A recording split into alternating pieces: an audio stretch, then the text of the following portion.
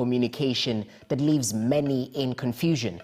Ugunja Member of Parliament Opiyo Wandayi said the country was anxious on how the ministry was preparing education institutions to continue with their programs instead of perpetual postponement.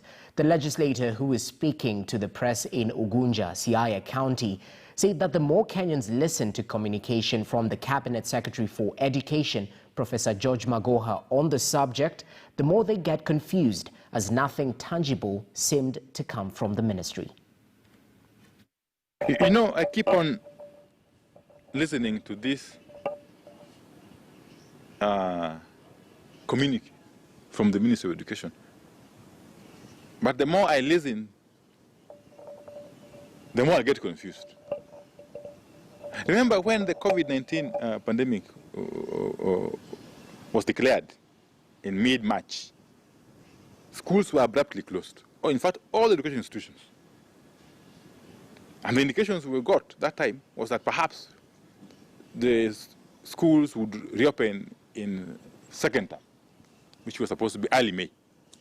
Come early May, we were made to understand that now, no, it looks like we need to take some more time to assess the situation. And therefore, indication was given of, say, March or of June, which never happened. Come June, we were told about September, which never happened. Now here we are being told about January. There is no harm. There's nothing wrong with telling us schools will reopen, say, even next year in March or in April or even August next year. But you must convince the country that in the intervening period, what steps are you taking as a ministry, as a government, in terms of preparedness of these institutions for the reopening, if and when it happens? You see? For instance, can we look back and say that from March the 13th, when the first case of COVID-19 was announced, up to now, we have done this and this and this in terms of preparing our institutions of learning?